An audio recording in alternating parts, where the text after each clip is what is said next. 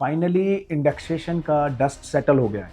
Finance minister Nirmala Sitharaman ने पिछले finance budget में एक नया प्रावधान इंट्रोड्यूस किया और जो प्रॉपर्टी इंडेक्सेशन का जो फॉर्मूला चलता है प्रॉपर्टी की सेल परचेज में, उसको ख़त्म करके जो 20% का उस पर जो टैक्स होता था उसको 12.5% पे फ्लैट ला दिया। देखने में लगता है कि ये बड़ा अच्छा डिसीजन है, बट प्रॉपर्टी बाजार में इसकी काफ़ी आलोचना हुई, काफ़ी फीडबैक लोगों ने दिया, काफ़ी प्रॉपर्टी एक्सपर्ट्स ने इसके ऊपर फीडबैक दिया और नेगेटिव सेंटिमेंट्स जो ओवरऑल प्रॉपर्टी मार्केट में दिखाई देने लगे इस डिसीजन के बाद, क्योंकि बहुत बड़ा एक टैक्स का इसमें जो एक इम्पैक्ट आ रहा था सेल परचेज में, वो इसमें काफ़ी सेल परचेज को अफेक्ट कर रहा। तो इस तरह सीजन को निर्मला सीतारमन ने वापस लिया और it seems like a confuse finance minister नए डिसीजन के हिसाब से प्रॉपर्टी की सेल परचेज में इंडेक्सेशन का बेनिफिट को दोबारा से बहाल कर दिया। बट इसमें एक कंडीशन है कि वो 23 जुलाई 2024 से खरीदी हुई प्रॉपर्टी पर ही एप्लीकेबल होगा।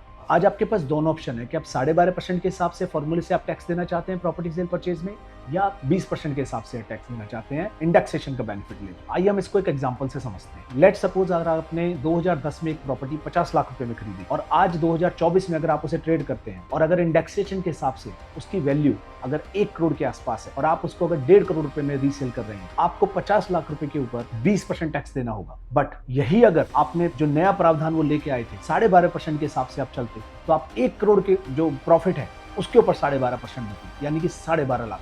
Earlier it was 10 lakh rupees. तो आप इससे बड़ा क्लियरली अंदाजा लगा सकते हैं कौन सा प्रावधान आपके लिए बेटर। जुड़े रहिए रियल्टी कनेक्ट विद राजीव।